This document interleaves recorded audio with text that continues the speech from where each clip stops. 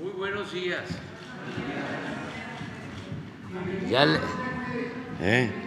Ánimo, les extrañaba. Estuvimos muy bien representados por la secretaria de Gobernación, Luisa María, pero bueno, ya estamos de nuevo con ustedes. Nos fue muy bien en el viaje y se constató una vez más el amor, el respeto que le tienen en Colombia y en Chile al pueblo de México. Y es recíproco. Nosotros también somos hermanos de esos pueblos. Por eso nos trataron muy bien. Vamos a informar. Hoy es miércoles, es la sección de quién es quién en las noticias de la semana y vamos a la ceremonia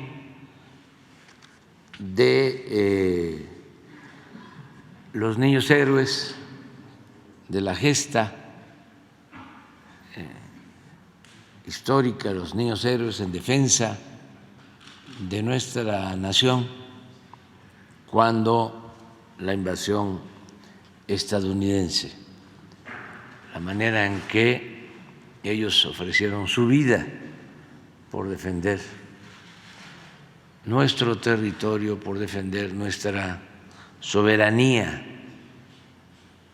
Recuerden ustedes, recordemos todos, no olvidemos que de manera unilateral, arbitraria, se declaró la guerra a México desde Estados Unidos y decidieron invadirnos. Es la guerra del 47 y 48, 1847, 1848, y desde luego que hay resistencia en todo nuestro país. Hay resistencia del pueblo que se inscribe, se apunta para defender a la patria en lo que se llamó en ese entonces las guardias nacionales. Ese es el surgimiento de la Guardia Nacional. Y en la frontera, en los puertos del Golfo, hay defensa del territorio. Sin embargo, se imponen los extranjeros y antes de llegar aquí a Palacio se da la defensa del castillo de Chapultepec, de la escuela de los cadetes, y ellos ofrecen su vida. Es un capítulo muy triste de la historia de México, porque llegaron a ondear la bandera estadounidense aquí en Palacio Nacional. Y luego se tuvo que aceptar la imposición, un tratado por el cual nos quitaron más de la mitad de nuestro territorio. Fue un gran zarpazo, un acto de prepotencia. Entonces, eso es lo que hoy conmemoramos, la defensa de la patria de quienes eran niños, adolescentes y defendieron nuestra independencia, nuestra soberanía. Entonces vamos a estar en homenaje a los niños héroes en un momento más allá en Chapultepec y vamos a escuchar primero a Elizabeth y luego algunas preguntas. No nos va a dar mucho tiempo, ¿no? Se los adelanto, pero a lo mejor sí lo que consideren ustedes más importante, más relevante, ¿no? Lo podemos atender. Buenos días, señor presidente. Con su permiso, buenos días a todas, a todos. ¿Cómo están? Vamos a iniciar la sección ¿Quiénes quieren las mentiras de la semana? Hoy es 13 de septiembre de 2023. Vamos con la primera. No es verdad que el Gobierno de México construya o haya adquirido un submarino nuclear. Así como lo escuchan, este es el nivel de las noticias falsas que se difunden. A través de la red social TikTok y otras, comenzó a circular un video y notas donde supuestamente se muestran las pruebas de un submarino nuclear desarrollado por el Gobierno de México. En las publicaciones se muestran imágenes de prueba de un prototipo de submarino, pero esto no es verdad, que el gobierno haya comprado ni quiera comprar un submarino. Es tan absurda esta desinformación que no la íbamos a exponer, pero dado que sigue circulando, mejor dejamos claro que no existe el submarino mexicano, solo en la imaginación de quienes navegan en un mar de mentiras.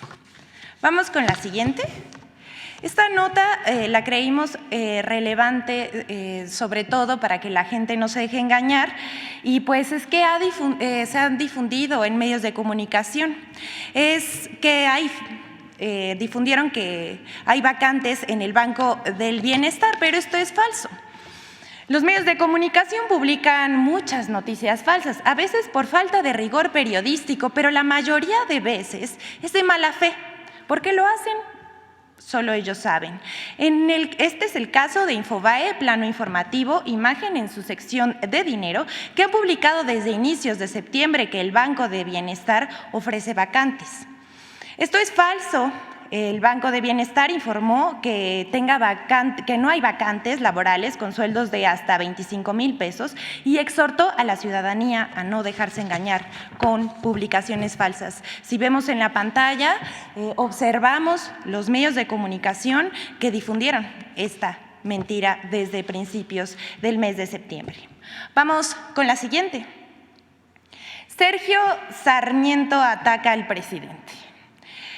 Por decir que él dice que el presidente dice que el expresidente de Chile, Salvador Allende, era un demócrata a 50 años del golpe de Estado. El señor Sergio Sarmiento nos regala esta perla, una verdadera joya. El pasado lunes 11 de septiembre escribió su columna para el diario Reforma con este mensaje. Dice Sergio Sarmiento, lo voy a citar: AMLO ha querido presentar a Salvador Allende como un mártir de la democracia. En realidad, fue un autócrata que destruyó la economía y la democracia en Chile. Les vamos a dar contexto. El 11 de septiembre se cumplieron 50 años del golpe militar en contra del presidente de Chile, Salvador Allende. Este hecho dio paso a un dolorosísimo periodo para el pueblo chileno, pues se estableció una dictadura encabezada por Augusto Pinochet. Esta etapa está plagada de asesinatos, desapariciones, represión y tortura. Dolorosísimo. Pero además, el columnista de Reforma y presentador de noticias del Heraldo Radio tergiversó lo escrito por el expresidente Salvador Allende en su tesis de 1933, Higiene mental y delincuencia. Cito. Los hebreos se caracterizan por determinadas formas de delito: estafa, falsedad, calumnia y sobre todo la usura. Esos datos hacen sospechar que la raza influye sobre la delincuencia. Cierro la cita, pero Sarmiento utiliza la cita de manera incompleta y la saca de contexto. Muy fiel a su estilo, hay que decir. En realidad, el expresidente chileno sostiene, en oposición a las ideas del criminólogo italiano Lombroso, quien vivió de 1835 a 1909, que no existen datos precisos para demostrar que la raza influye en la génesis del delito. es decir, el aspecto y el origen social, cultural o étnico. Vemos en la pantalla el texto de la tesis. Este texto, hay que decirlo, se encuentra disponible en Internet. Le decimos al señor Sergio Sarmiento, hay que revisar las citas antes de publicarlas impunemente. Lo dejamos ahí para que usted juzgue si hay o no mala fe de parte del columnista de Reforma. Vamos con la siguiente. Falso que presupuesto en salud se reduzca para el año 2024.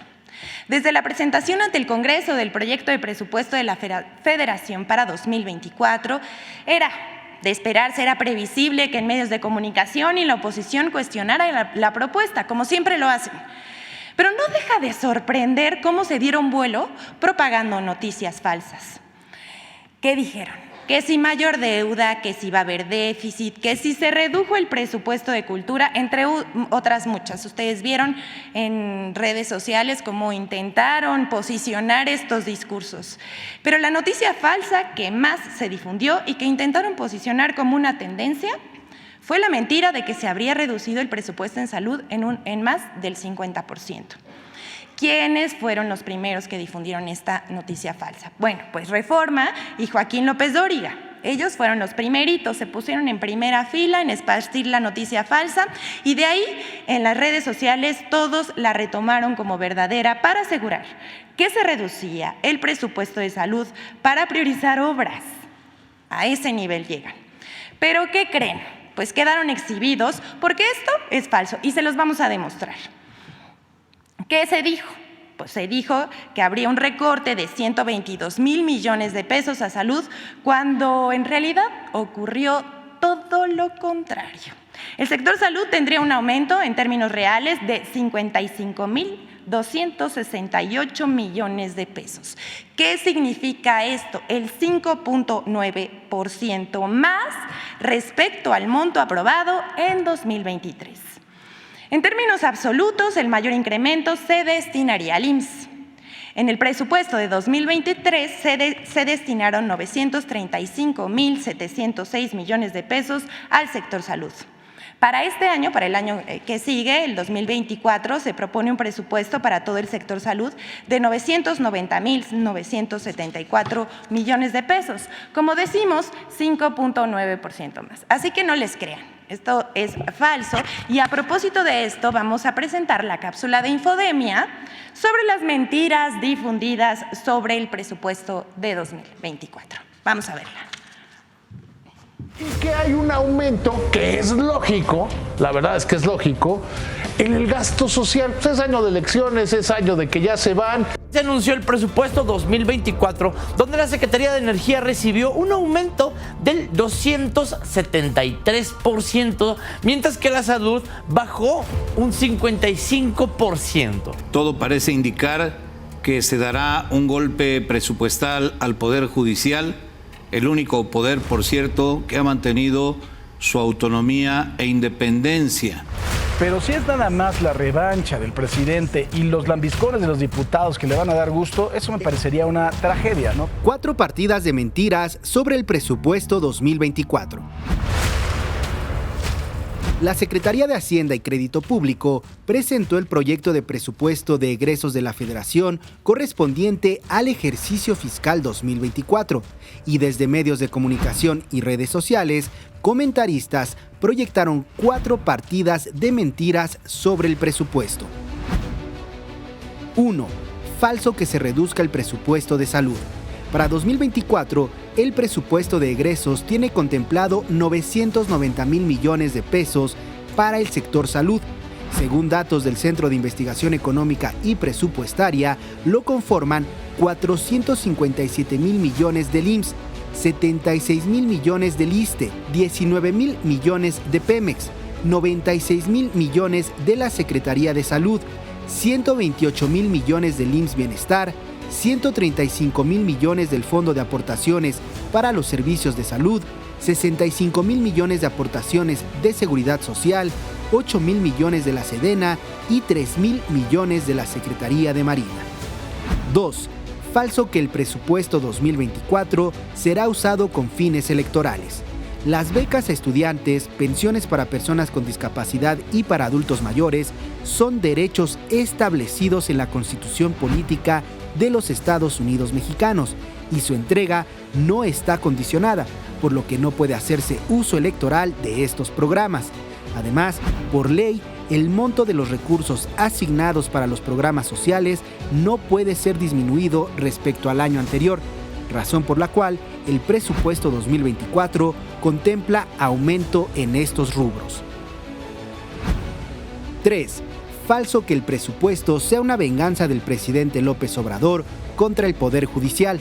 El proyecto de presupuesto de egresos enviado a la Cámara de Diputados contempla un gasto de 84.792 millones de pesos para el Poder Judicial, cifra solicitada por este.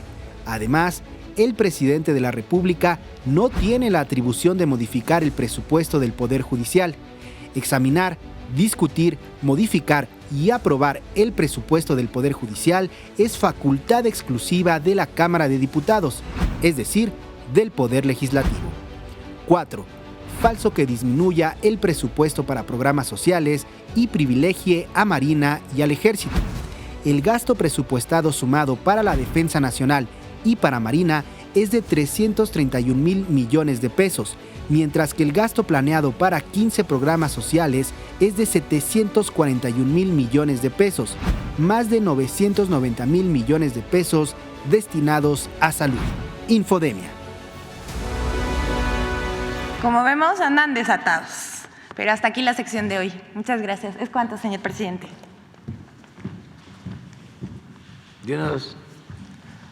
¿Qué dice el proceso? Gracias, presidente. Buenos días. Dalila Escobar, de Proceso. Primero, preguntarle sobre este caso que se da, este asesinato de Fernando García, delegado de la Fiscalía General de la República en Guerrero. Hace unos días también el fiscal regional de Tierra Caliente, Víctor Manuel Salas, se decía que no había un patrón para que pues, el objetivo fuera ir en contra de este tipo de funcionarios. Sin embargo, también la secretaria de Gobernación nos había mencionado que estaba relacionado con el tema de los decomisos de algunas de las drogas o de algunas de estas bandas delincuenciales. Preguntarle a quién se le atribuye este hecho y cuál es entonces el objetivo que ustedes ven de lo que está sucediendo, al menos en este momento en Guerrero. Bueno, ya está la investigación en curso, está actuando la Fiscalía General de la República, se está avanzando en detener a los responsables, en castigar a quienes cometieron este crimen, y yo pienso que en unos días más la Fiscalía va a informar sobre este hecho. No quiero adelantar ninguna hipótesis. Prefiero que sea la Fiscalía, que tengo entendido atrajo el caso, sean ellos los que den respuesta, ¿no? Y preguntarle, presidente, también en este sentido, ¿qué seguridad pudieran tener los elementos que trabajan en este tipo de decomisos, sobre todo pues cuando se dan dos casos pues en pocos días y que pudieran estar relacionados, como usted bien dice, hay que esperar las investigaciones, pero que pudieran estar relacionados con el tema? Pues toda la seguridad, o sea, hay protección para ellos siempre.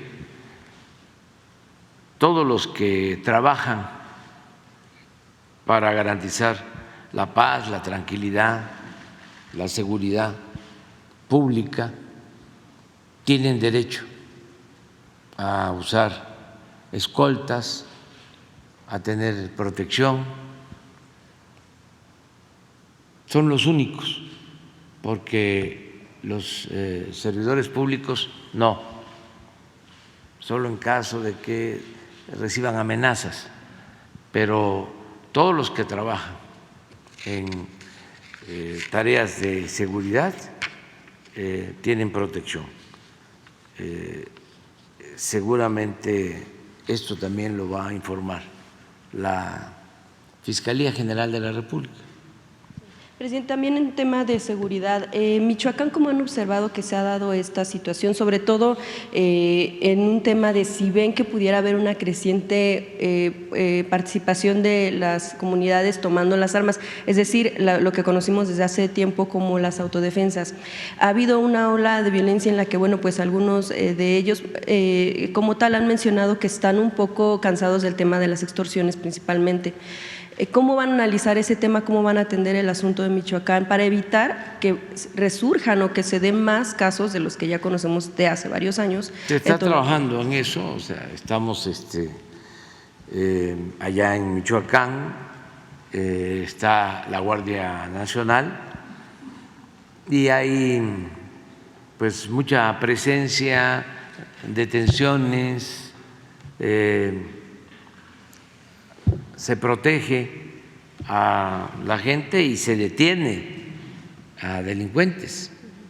Ayer hubo una detención importante de delincuentes en Michoacán, en la Tierra Caliente, y vamos a seguir así. Yo no estoy de acuerdo, desde el principio lo he sostenido, en la creación de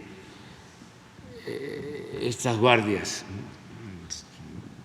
civiles, autodefensas. Creo que fue un error que se cometió en su momento, que agravó más la situación. Es una obligación del Estado mexicano garantizar la paz, la tranquilidad. No se pueden autorizar estos grupos. No es correcto. Y estamos avanzando. Ahora han habido casos en Michoacán, pero al mismo tiempo tenemos información de que de 6 meses a la fecha aproximadamente está bajando el número de homicidios en Michoacán, porque es un asunto que vemos diario. A ver si nos ponen lo de homicidios en Michoacán. Claro, hay todavía violencia, porque aunque no les gustan los fachos,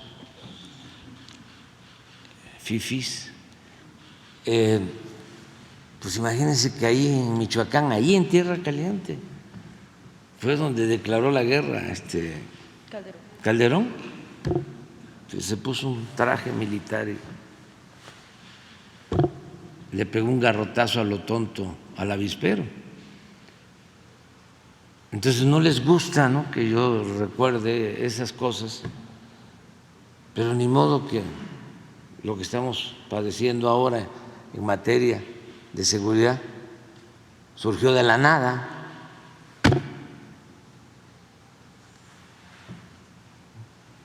Eso es lo que se ha estado logrando en Michoacán. Sí ha habido una disminución.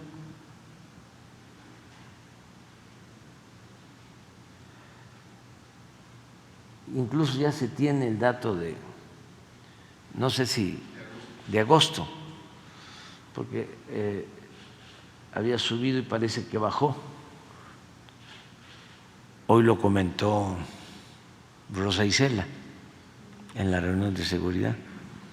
Entonces estamos pendientes todos los días, solo ahora que me fui de viaje,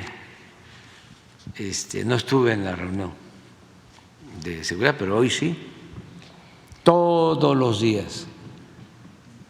Y también para que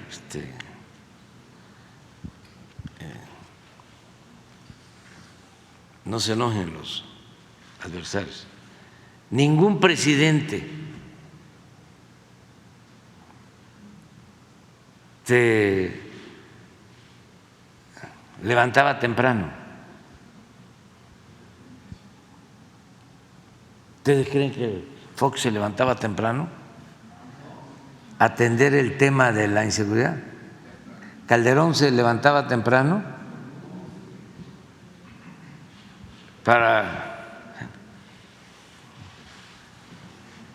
que se acostaban muy tarde, entonces ahí está, mire, esto es lo que está. ¿Por qué tengo que estar saliendo a responder? Porque nuestros adversarios, los conservadores, fachos, con su prensa vendida o alquilada, que no informa sino manipula, quiere, ¿no?, distorsionar las cosas. Estoy seguro que el proceso no sacó nada de la información del INEGI. Seguro que sí. Presidente. A ver, no, espérate. No, pero sobre el tema ahora vas a hablar. de la política de nada drogas. más, ahora, pero entonces aquí está. Este es Michoacán. Fíjense.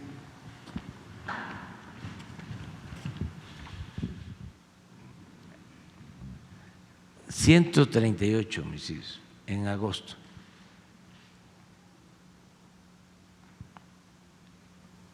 Eso es lo más alto, que es como febrero,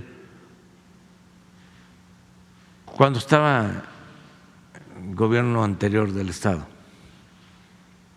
Entonces, sí se ha logrado avanzar.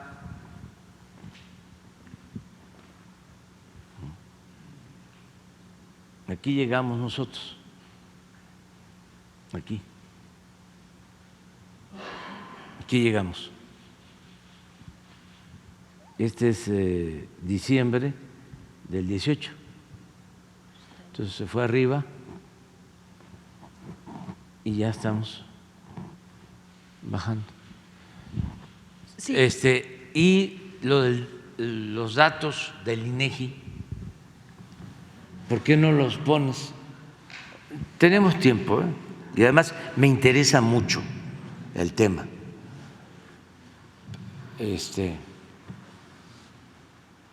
Nada más acerca de robos o delitos, hay una disminución importante de acuerdo a las cifras del INEGI.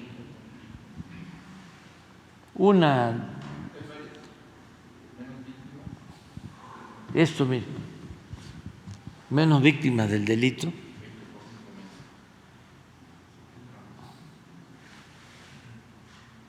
Nada más que esto no sale en proceso. ¿Salió? Ah.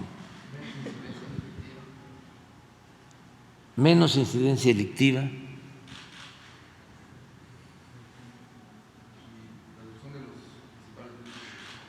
Y reducción de los principales delitos. Ahí vamos, o sea, no es un asunto fácil, es complejo, por lo que hablaba. Imagínense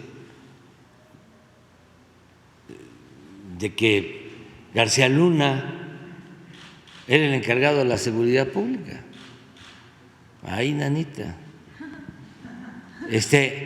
Nada más que de eso ya no quieren hablar, no dicen nada.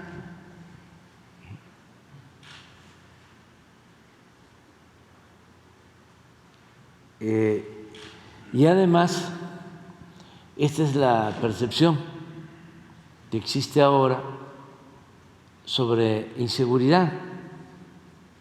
Y si se dan cuenta, a pesar de la campaña de los medios de manipulación, la gente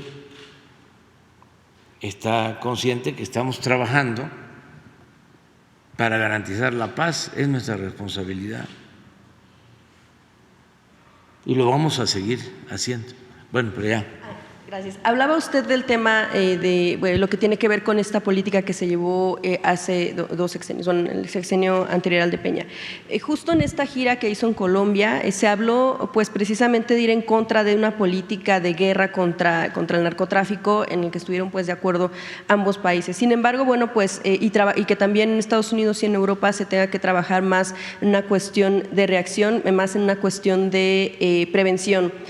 Preguntarle, por ejemplo, ¿qué sucedería entonces si se va en contra de una política prohibicionista? Es decir, el tema de la legalización de algunos elementos que tienen que ver con la fabricación de drogas. ¿Cuál es la posición de México en torno a ese tema de prohibicionismo respecto a, por ejemplo, asuntos de despenalización que también se está viendo, por ejemplo, en Colombia?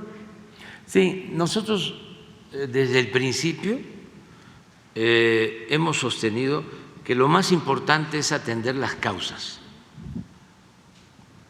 Siempre he dicho que la paz es fruto de la justicia.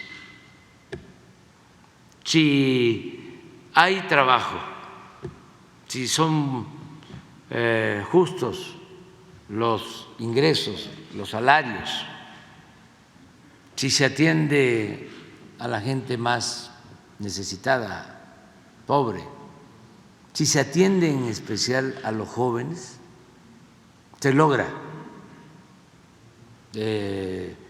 enfrentar el flagelo de la violencia. No se puede enfrentar la violencia, el narcotráfico, solo con medidas coercitivas. Eso es lo que ha resultado un rotundo fracaso, el uso de la fuerza, querer enfrentar la violencia con la violencia. Es una mentalidad conservadora que viene de lejos. Nosotros sostenemos que no se puede enfrentar el mal con el mal. Para enfrentar el mal hay que hacer el bien. Imagínense la irresponsabilidad de todo el periodo neoliberal, de los gobiernos de todo el periodo neoliberal, de dejar en el abandono a los jóvenes. Imagínense la irresponsabilidad que significó dedicarse a saquear a México y dejar al pueblo en el desamparo. ¿Qué pasó? Pues la gente que no tenía posibilidad de obtener un empleo, de salir adelante, porque se les cancelaron todas las posibilidades de progreso y de justicia. No había oportunidades, no había lo que se conoce como movilidad social, que significa que los hijos de campesinos, de obreros, de comerciantes, cualquier persona, joven sobre todo, puede con el trabajo, con el estudio, ascender en la escala social. Eso es movilidad social. Eso se canceló en el periodo neoliberal. Entonces, ¿qué le dejaron a la gente? ¿Qué opciones? Esto para los jóvenes, pues, porque no lo van a leer en el Reforma, ni lo van a ver en la televisión. ¿Qué dejaron como opción? El que la gente tuviese que emigrar. Se abandonó el campo, se abandonaron los pueblos, se fueron a buscarse la vida, millones de mexicanos a Estados Unidos. Y por eso son héroes, heroínas, porque se fueron arriesgándolo todo a buscarse la vida, salen adelante, donde tienen oportunidad de trabajo y ahora ellos están financiando el desarrollo de nuestro país, porque las remesas son la principal fuente de ingresos que tiene México. Pero imagínense qué hubiese pasado si se quedan. ¿Qué hubiese pasado? Que fue lo otro por lo que optó nuestro pueblo de manera responsable. Buscarse la vida como se pueda en la llamada economía informal. Fueron como dos válvulas que quitaron la presión, porque hubiese estado peor la situación si no es por la gente y por ese sistema injusto, neoliberal, neoporfirista, de corrupción, de privilegios. Surgió con mucha fuerza la violencia, porque raro hubiese sido que ante la cancelación de la posibilidad de progreso y de salir adelante con trabajo, con bienestar, que no hubiese habido pues este estallido de odio que todavía estamos padeciendo, porque muchos jóvenes, ¿sí?, afortunadamente no la mayoría, tomaron el camino de las conductas antisociales. Entonces, causaron un daño terrible con la política neoliberal. Estos mismos que ahora quieren regresar, estos mismos critican, por ejemplo, lo de salud. No tienen razón. Hay más presupuesto ahora para salud. Nada más que como haciéndose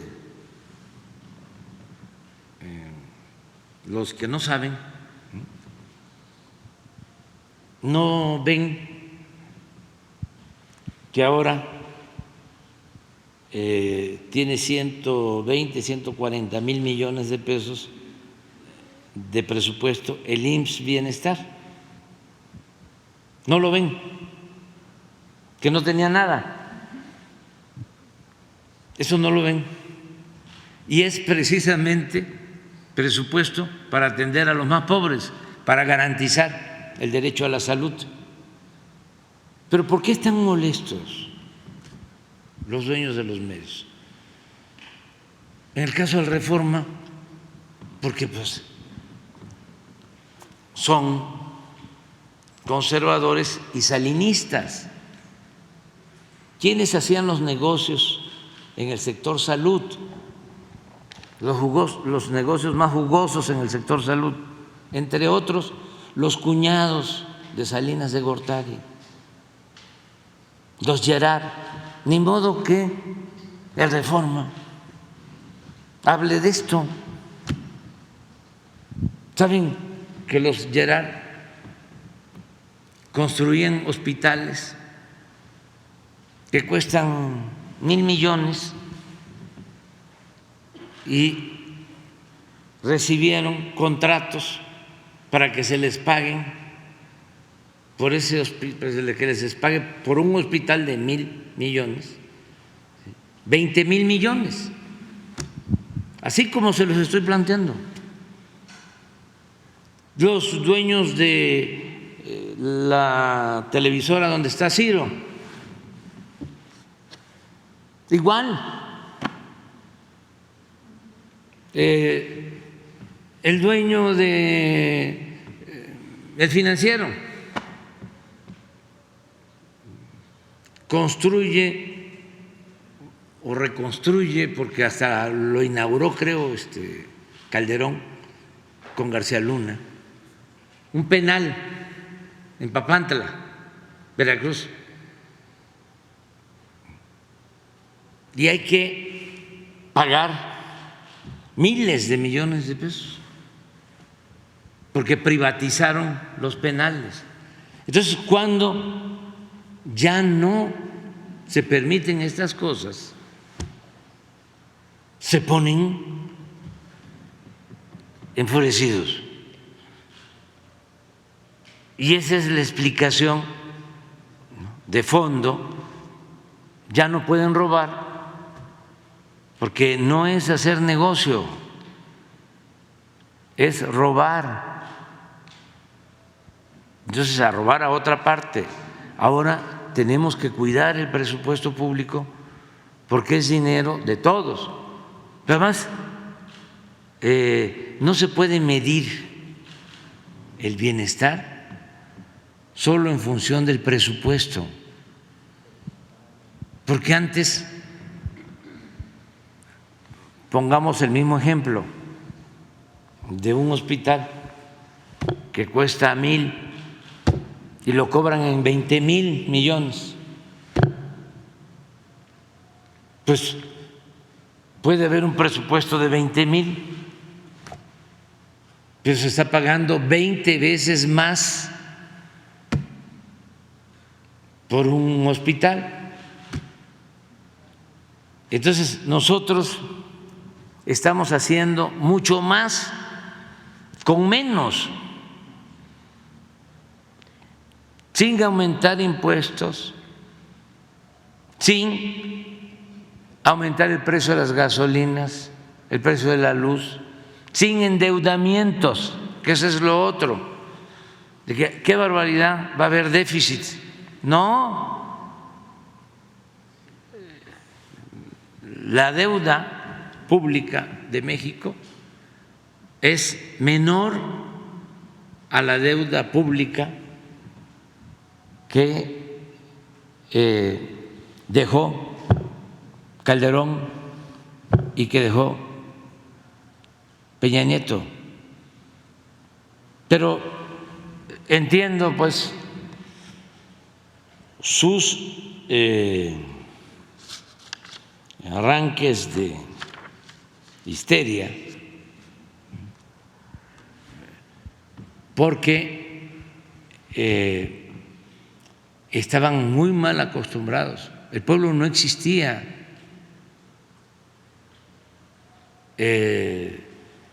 Eran estos grupos los que dominaban y se dedicaban a saquear, a robar. Le llaman a eso hacer negocio, pero no, porque el negocio es el que se obtiene un contrato mediante un proceso de licitación o por adjudicación, y el que hace la obra obtiene una utilidad del 30%, ¿sí? Como cualquier empresa. Pero aquí no es así, no era así. Aquí, ¿por qué no pones? Vamos a aclarar esto. O sea, es interesante, porque los jóvenes necesitan saberlo para que nunca más se regrese a situaciones de corrupción y de saqueo como las que se padecieron durante el periodo neoliberal.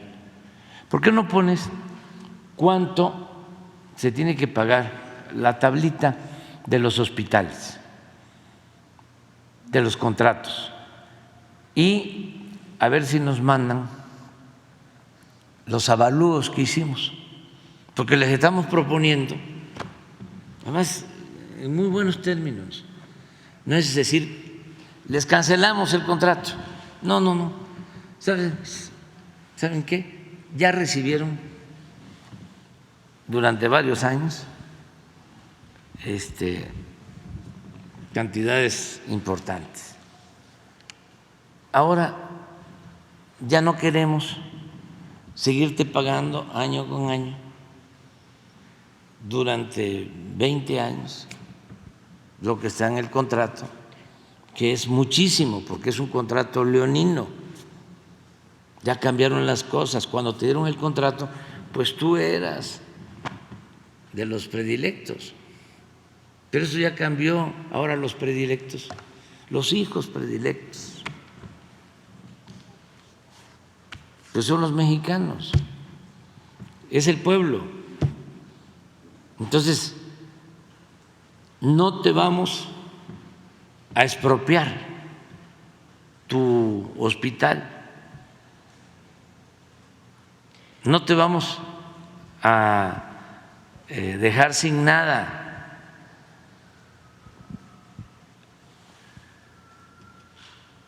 Vamos a hacer un avalúo, lo que vale tu hospital, con todos sus equipos, todo, y te lo pagamos.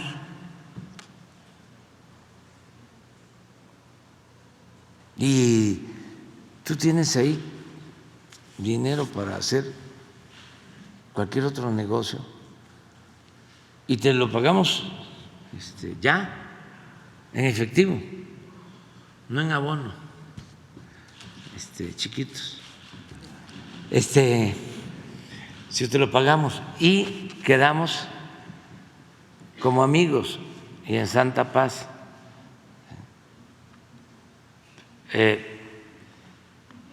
Miren esto, quita los nombres nada más para acá, ¿no? A ver si lo puedes.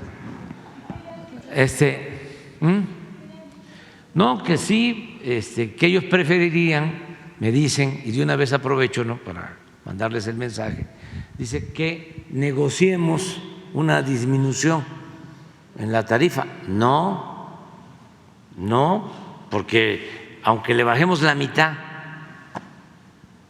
de todas maneras es mucho. O sea, insisten en seguir recibiendo mensualmente. Sí, porque aunque les digo, van a ver cuánto es. Mire, este es del IMSS, de Tapachula,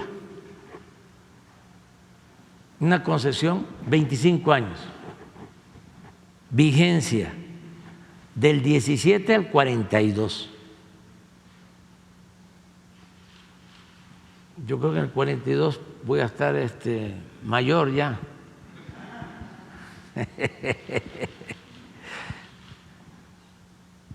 180 camas.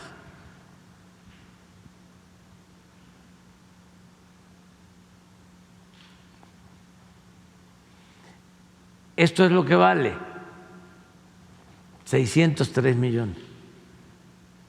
Ya el avalúo, aquí está.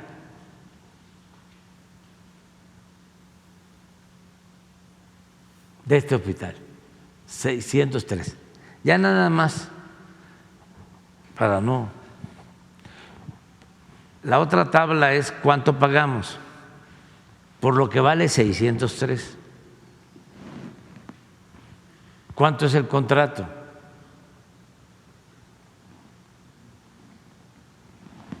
A ver si lo tienen. Bueno, así en todos los casos hicimos. Aquí otro, Bahía de Banderas, de Mérida, del ISSSTE, 212. Es más grande, de Tláhuac, del ISSSTE, igual, del 17 al 42. Se hace el avalúo, 1,128. En total, de los 9, son 5,242. Van a ver, ojalá y encuentren la tabla, cuánto tenemos que pagar por todo el contrato al final. Es lo que les estoy planteando, 10 o 20 veces más. Entonces, si les digo quiénes son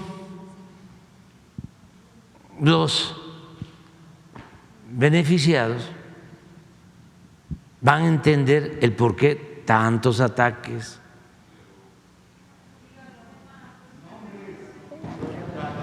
Bueno, y entonces ustedes, ¿qué van a hacer? Entonces nada más, si ustedes son mirones profesionales, ¿sí? Yo tengo bastante trabajo como todavía para estar haciendo reportajes, ¿no? Pero a ver si lo tienen, lo están buscando. Bueno, pero vamos a seguir. Nada más porque… Entonces, pero esto mismo, ¿sí? Y además los mismos, porque no hay cambio, están en los reclusorios.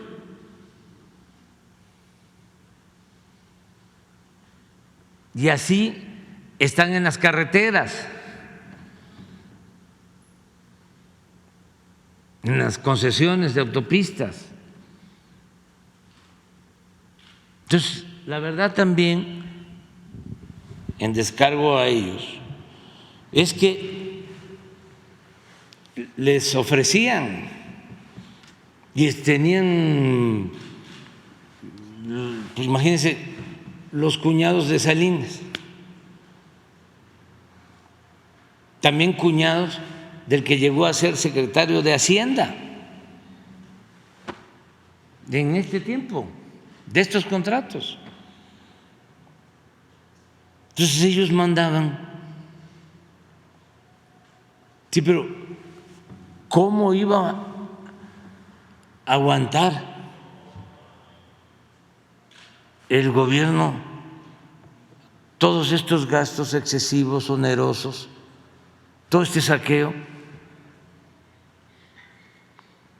¿Cuándo le iban a llegar los apoyos a los pobres? Nunca.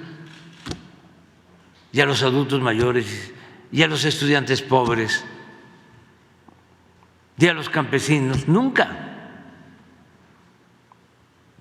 Entonces yo entiendo las molestias, pero pues esto ya cambió y me da muchísimo gusto que, por no permitir este tipo de política, si se puede llamar política,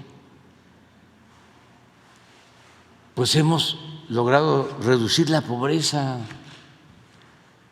disminuir la desigualdad.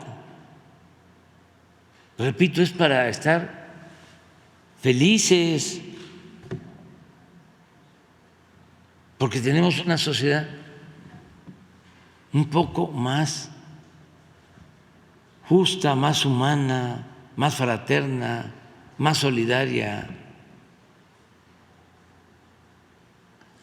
Porque ¿cómo vamos a vivir en un país donde unos pocos tienen mucho y muchos tienen poco o nada? Entonces, además agreguen que también a los de arriba les va bien, a los empresarios, banqueros, porque repito el dicho campesino choco jarocho, cuando la milpa se da bien, alcanza hasta para el pájaro. Si hay crecimiento económico con justicia, si hay progreso con justicia, nos va bien a todos. ¿Qué pasa? Que estaban muy mal acostumbrados y había ese ambiente de saqueo. Gobernar era robar, privatizar era robar. Todos estos contratos son llamados asociaciones públicas privadas.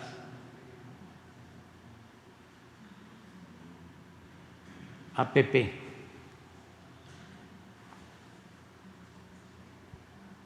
El tipo. Eso lo crearon, ¿saben cuándo? Durante el gobierno de Calderón. Ese mecanismo. En la época en que se privatizaba todo. El agua, la basura, las cárceles, los hospitales, las carreteras, los puertos, los aeropuertos, siguiendo lo que hizo Salinas, empresas, los trenes, todo. Entonces ahora es distinto. Ahora, por ejemplo, la inversión pública este año es de 1 billón de pesos. El último año del presidente Peña fue de 500,000 millones, ahora es el doble. Aquí está.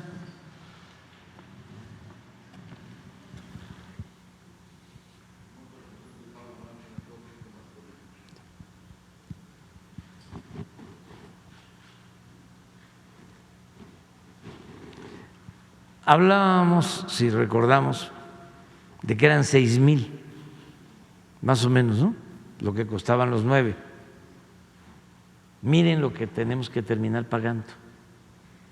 Haz una suma. Y esto es lo que se paga anual. O haz la suma anual.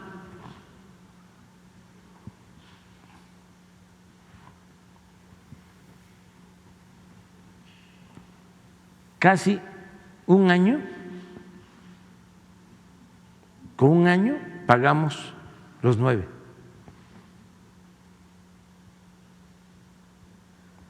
Debe ser como la mitad aquí, no, un poco más. Son 6,000, o sea, son 2 años. Esto, 5,600 es lo que tenemos que pagar año con año. 5,651. ¿Y cuánto cuestan de acuerdo a la Avalúo? Pon la anterior. Pero esto lo tenemos que pagar 5,742. 5,700. En un año se paga lo En un año. Se paga lo que cuesta. Sin embargo, si quedaran los contratos como están, como se los dieron, esto es lo que tendremos que pagar. Yo dije 20 veces, pero a ver, súmale para ver cuántas, porque a lo mejor me quedé corto. ¿Ustedes creen que eso es correcto? ¿Es justo? ¿Es moral? Máxime si los que reciben estos contratos están vinculados de una u otra forma al gobierno. Si esto es producto de influyentismo,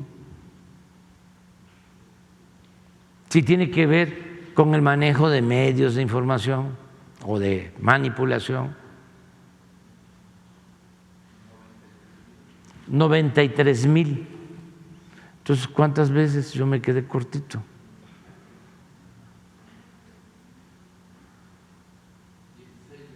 ¿16? Bueno, no, al contrario, dije 20, 16 veces. De 90,000 a 5,000. Pero así está todo, o lo que habían dejado. Todavía falta seguir limpiando, pero ya eso ya va a corresponder a quienes lleguen. Depende también quién llegue.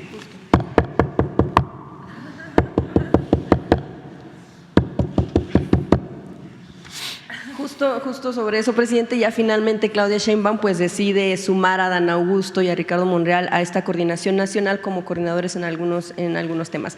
Y hace unos días usted también, primero también saber pues cuál es el mensaje que se manda a partir de estos nombramientos, sobre todo en el contexto de las declaraciones que ha dado Marcelo Ebrard. Hace unos días usted nos platicaba que se le habían cumplido las condiciones para la aplicación de la encuesta, que era pues el instrumento básico para elegir quién seguiría con estos comités de la defensa de la transformación.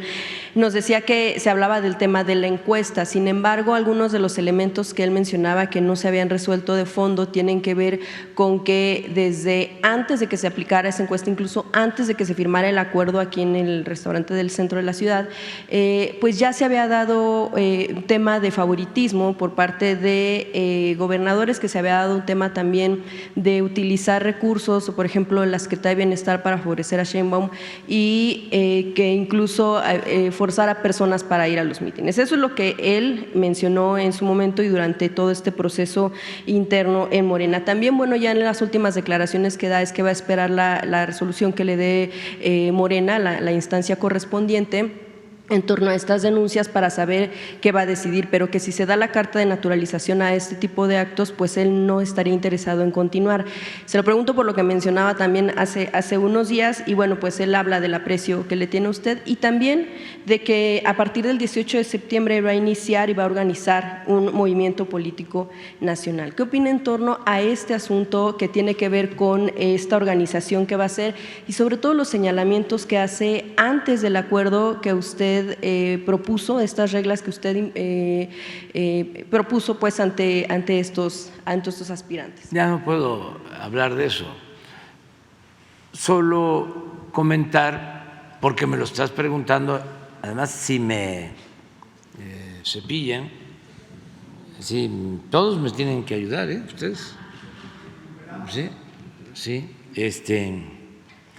nada más decir que yo ya terminé. Ya entregué la dirección del Movimiento de Transformación a Claudia Sheinbaum, que es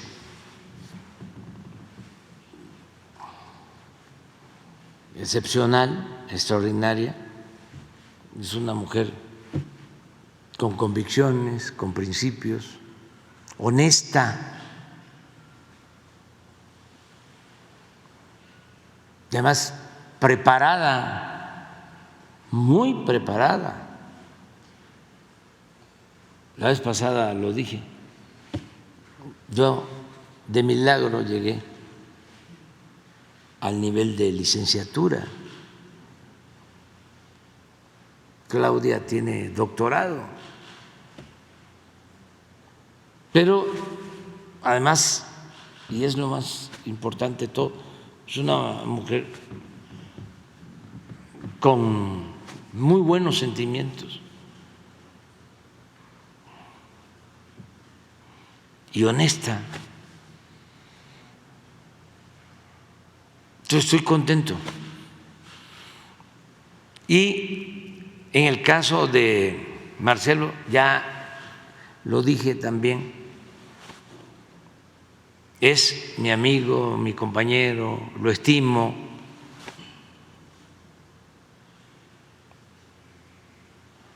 Y no puedo opinar más. Quisieran nuestros adversarios, porque es natural, de que hubiese fractura, una ruptura en el movimiento. No hay eso, ni habrá, porque nuestro pueblo está a favor de la transformación. Les dejo de tarea que hagan una encuesta, pero no así tan formal, ¿no? Pregunten en sus casas o con los vecinos o en la calle.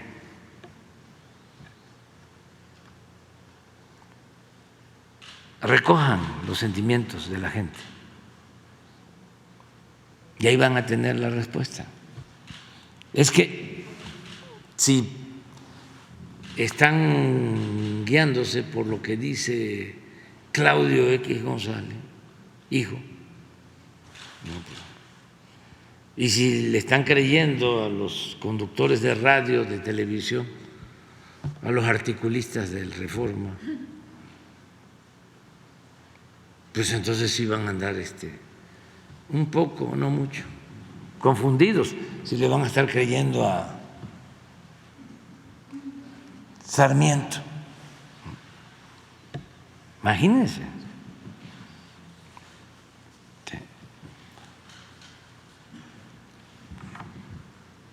Pero si le preguntan a la gente, pues ahí va a estar la respuesta.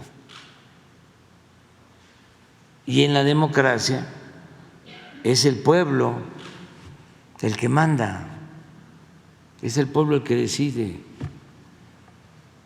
Y ya no hay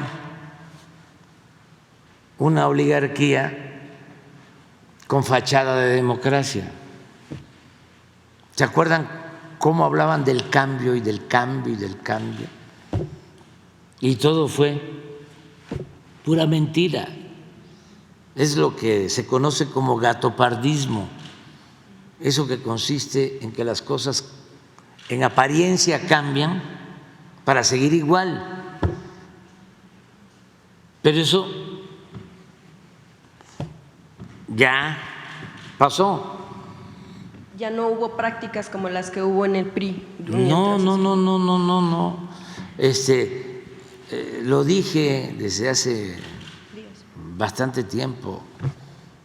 Se acabó el dedazo, se acabó el acarreo, la cargada. Todo esto que hicieron nuestros adversarios durante mucho tiempo, durante siglos. Lo que nosotros padecimos, nos robaron de elecciones. ¿Ustedes creen que Calderón ganó la elección presidencial en el 2006? Ahí se los dejo de tarea. Entonces, ahí está el caso, pues. Además que no se habla de eso. Tienen detenido al que fue director de Pemex y en sus declaraciones sostiene que él recibió dinero durante la campaña de Eliseo Peña para pagar gastos de campaña, incluso que le dio dinero a legisladores del PAN para que votaran a favor de la reforma energética, de la privatización del petróleo. Y nada de eso es noticia. No se habla de eso en las mesas de los analistas, en los programas de televisión, de radio. No. Lo de García Luna, no, nada. No toquemos eso. Todo es en contra de nosotros. Por eso, pues yo estoy muy agradecido con el pueblo y por eso sostengo de que amor con amor se paga. Y la gente se ha portado muy bien y es un pueblo ejemplar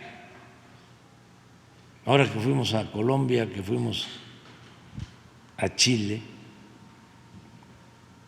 pues la gente muy contenta, primero por los lazos de amistad, de solidaridad.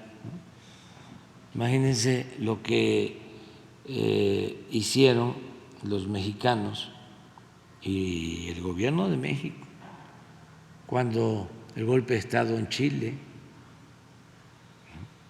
ese acto de humanismo, de darle asilo a perseguidos.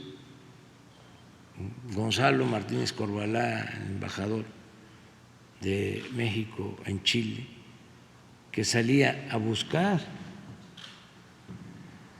a los dirigentes perseguidos, y la embajada de México llena. Llegaron a ver 600 personas refugiándose, y los fascistas fuera de la embajada disparando y asesinando a quienes querían llegar a la embajada de México, porque ahí estaba la protección.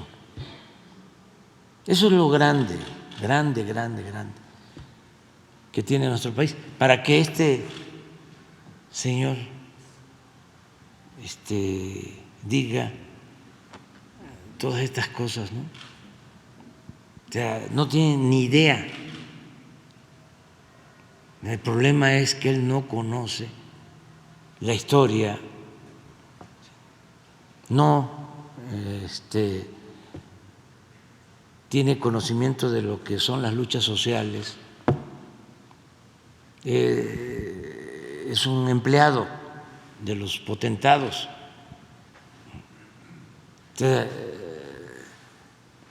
Está a sueldo.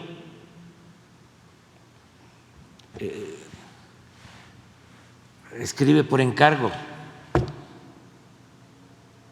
Entonces, por eso, todos estos disparates, ¿no?, de algo tan profundo. El presidente Allende fue el que abrió la puerta ofreciendo su vida para que se lograra la transformación por la vía pacífica, por la vía electoral.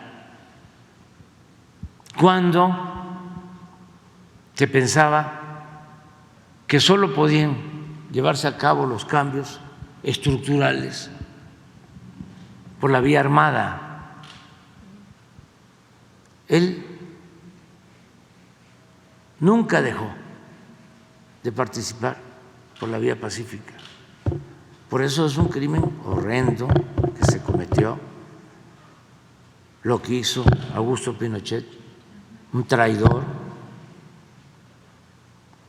Es una mancha, como lo dije, en Chile, que no se borra ni con toda el agua de los océanos, porque alguien que toma las armas sabe que es vencer o morir, pero el que lucha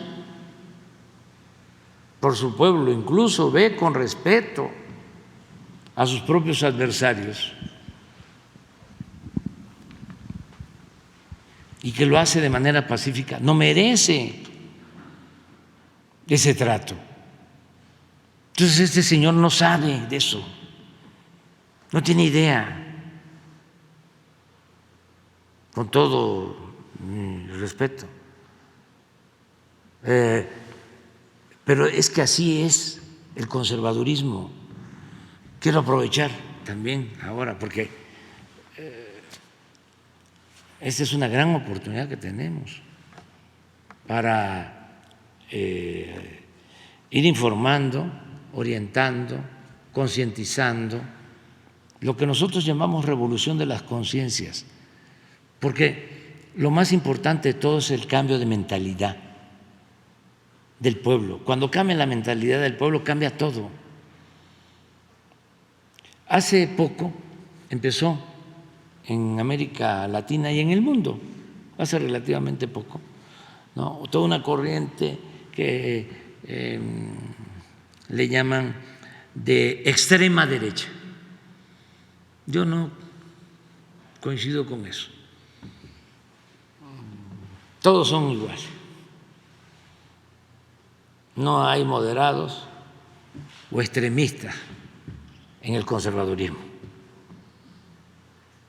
Decía Ocampo que el moderado era un conservador más despierto.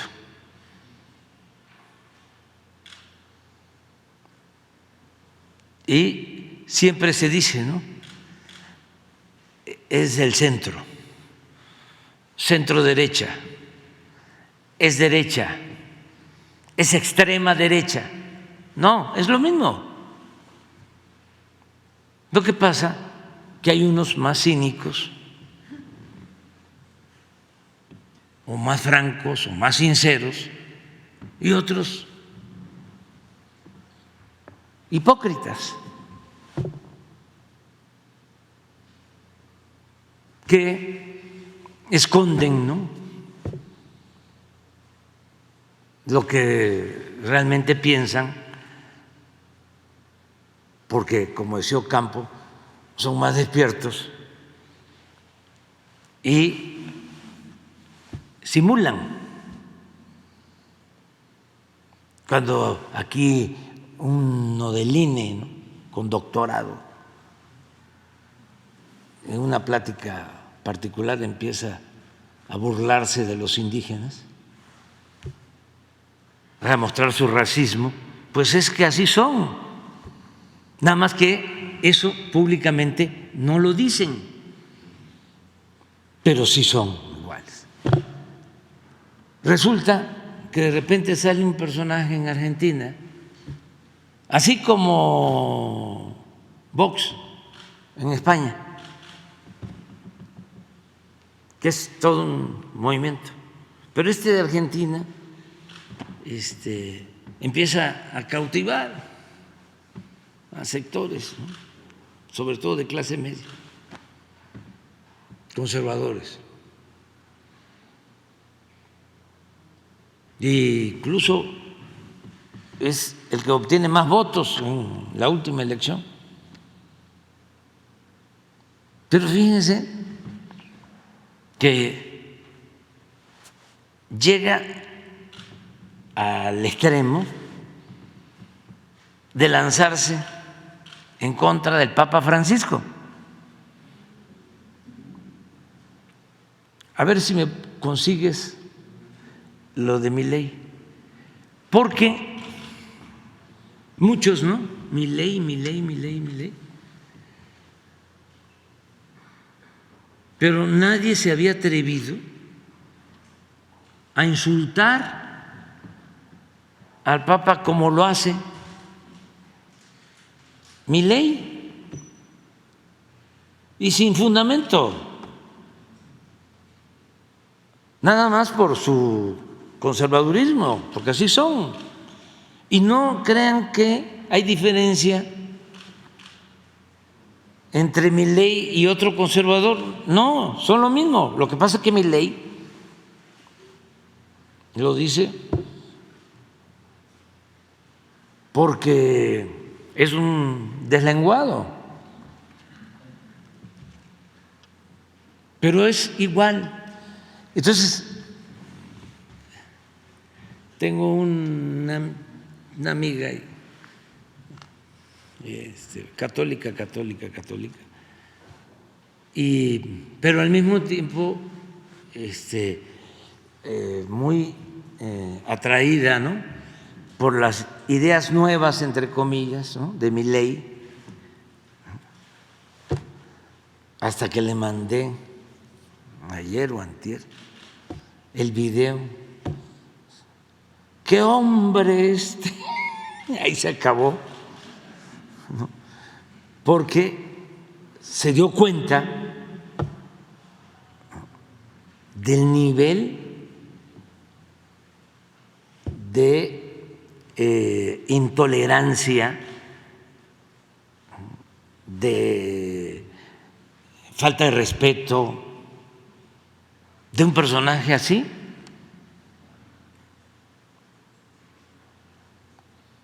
Todavía me dijo, bueno, dice, el presidente de Nicaragua también hizo un cuestionamiento al Papa Francisco muy fuerte, sí, pero no a ese extremo.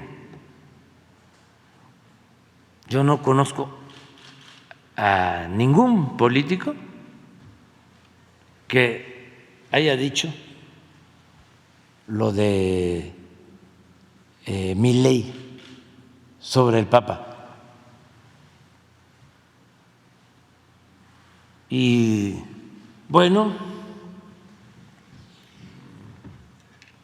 somos libres, ¿no? Pero sí es importante no dejarnos engañar, que no nos manipulen, que tengamos información, porque esto que les voy a mostrar, estoy seguro que no lo sabe la mayoría de la gente en México. El 99% no lo sabe, porque ni modo que el Reforma va a sacar esto o la prensa conservadora. Entonces, sí es importante informar, orientar constantemente.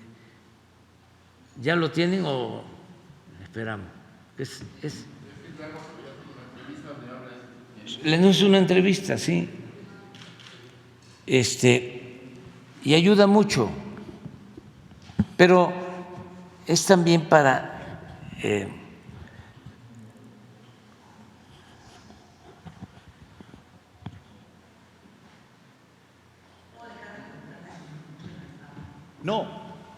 No. El Papa, sí, lo voy a decir de frente, es el representante del maligno en la tierra, ocupando el trono de la casa de Dios.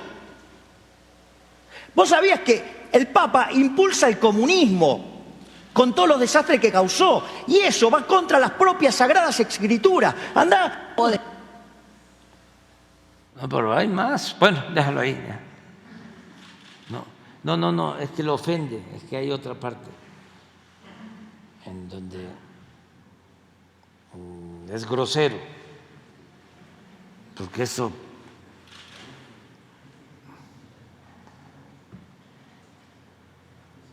es la misma entrevista, nada más que es otro fragmento.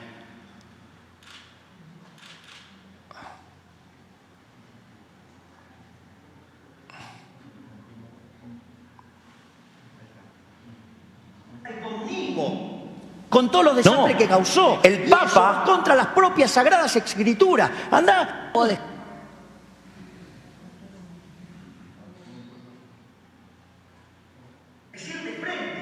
Sí, lo voy a decir de frente. En la tierra, ocupando el trono de la casa de Dios.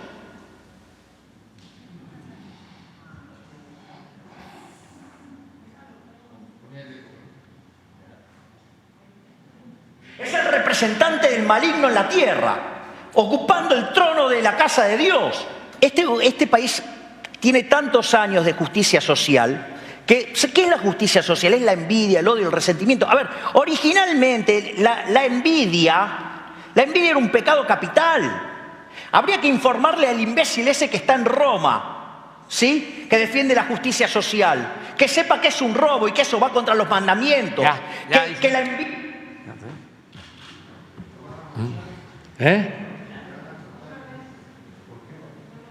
Por la censura y esas cosas. ¿Por la censura? No es censura, es al contrario, lo que tenemos que tener es más información, o sea, no censurar a nadie, sino que todo esto se difunda, que no haya censura, porque todo esto se oculta. Y el conservadurismo es esto. Esto es el conservadurismo. Nada más que, repito, no hay en mi ley simulación, no hay hipocresía, es lo que piensa, ahí está. Y hay otros conservadores hipócritas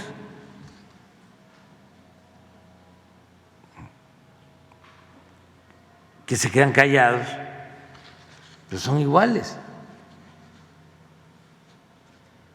Iguales. Y entonces es como cuando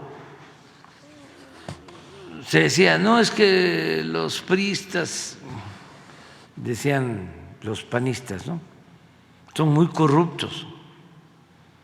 Ya les he platicado anécdotas sobre eso. Y miren en qué terminaron, agarrados de la mano.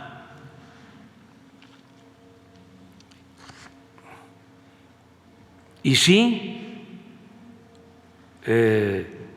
puede ser, no todos, de que los priistas sean corruptos, pero los panistas también. La diferencia es que algunos priistas son corruptos cínicos y también algunos panistas, no todos, son corruptos hipócritas. Eso es todo. Y eso antes, ahorita ya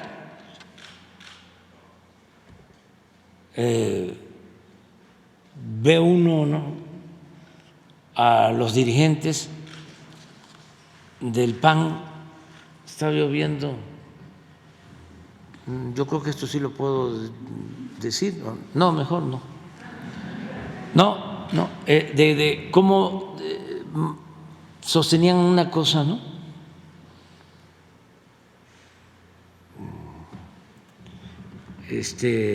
Hace un tiempo y ahora ya sostienen otra. A ver, ponlo, porque no creo que haya problema. Pon dos cosas, ¿no?, ahí nada más. Una, donde está la señora Xochitl, ¿no?, rompiendo una piñata del PRI. Vamos a ponerlo, o sea, es que ayuda mucho. ¿Saben qué se necesita para transformar un país? Autoridad moral. Y una palabra, un término, un concepto: congruencia.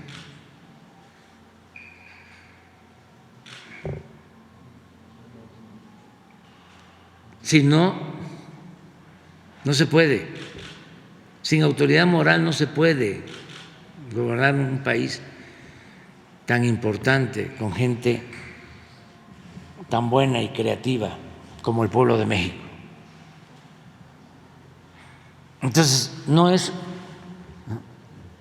yo pensaba así y ahora pienso,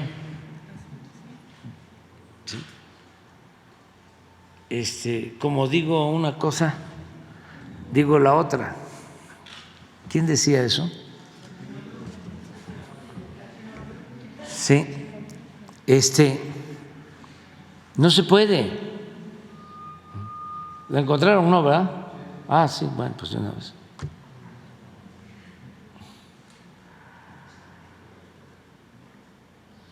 Es bueno el debate, ¿eh? O sea, no vayan a decir que nos aburrimos. ¿Ah? Nadie está bostezando. Los de la tercera fila, sí. A ver, ¿y a quién le vamos a romper la piñata? ¿A quién vamos a sacar? ¡Estás aquí! ¡A chingar al PRI! ¡Ya llegó, ya está aquí!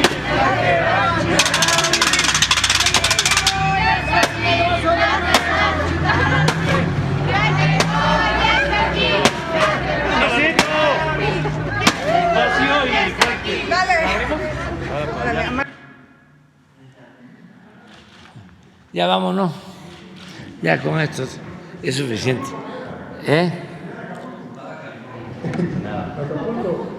Sí, los que vienen de lejos, ¿no?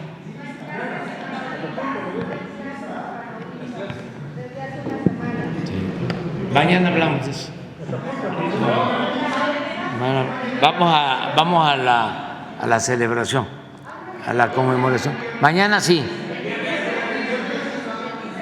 No. El viernes vamos a ir, y están invitados, vamos a ir a la inauguración de la primera etapa, son 4 estaciones, del tren, el Insurgente. Creo que va a ser como a las 10 de la mañana, 11, el día 15, 10, 11. A ver, hoy vamos a la conmemoración de los niños héroes. Yo tengo que salir a Monterrey. Vamos a inaugurar la primera etapa del acueducto El Cuchillo 2. Es una obra importantísima para evitar la escasez de agua. Es una primera etapa, pero ya hoy empieza a bombearse agua de la presa del Cuchillo para llevar a la zona conurbada de Monterrey. Lo hicimos en un tiempo récord. Nos unimos, participaron empresas de Nuevo León de la construcción. Es un acueducto de cerca de 90 kilómetros y se dividieron, creo que fueron 10 empresas, un promedio de 9, 10 kilómetros por empresa. Se portaron muy bien también las plantas que fabrican los tubos. Es una inversión de alrededor de 12,000 millones de pesos.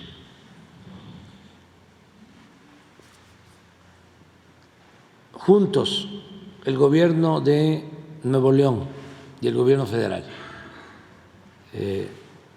la mitad el gobierno federal y la mitad de la inversión el gobierno del estado. Muy bien el gobernador Samuel García, muy bien, y sus técnicos que ayudaron, y muy bien también la supervisión técnica de los ingenieros militares, porque empezamos la obra en septiembre del año pasado y ya hoy inauguramos la primera etapa y ya en definitiva, que va a ir entrando poco a poco en función, ya está toda la tubería, está terminada, es cuestión nada más, están también todas las bombas, es cuestión de ir echando a andar todo el sistema y a más tardar en diciembre está al 100% con las nuevas centrales eléctricas, ya centrales eléctricas definitivas.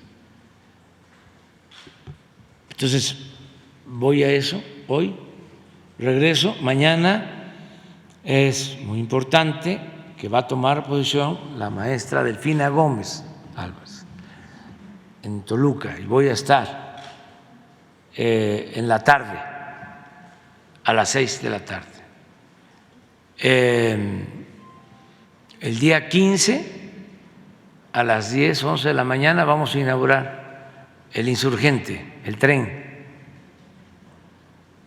Ya están todos los trenes. Nos falta terminar un tramo de vía. Pensamos que para diciembre está toda la obra civil, desde Toluca hasta la Ciudad de México. Es un tren rápido, moderno. Hoy el 15 se va a dar a conocer el costo, le va a ayudar mucho a la gente,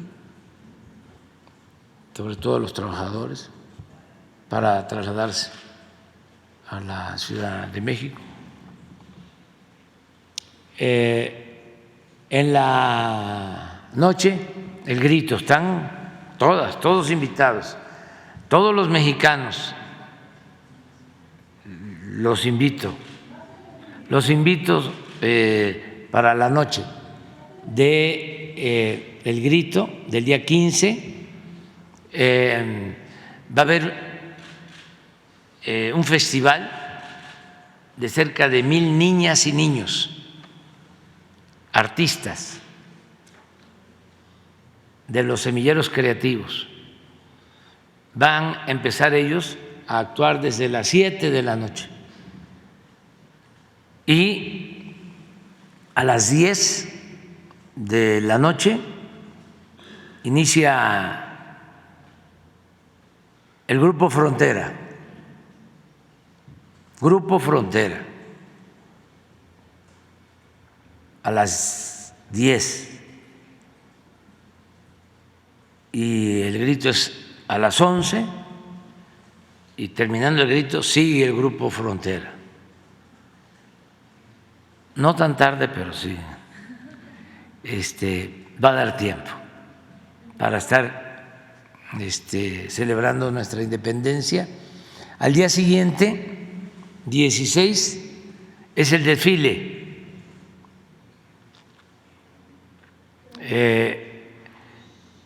Y el 17 voy a hacer una supervisión ya en el tren de pasajeros de Salina Cruz a Coatzacoalcos, el tren del Istmo.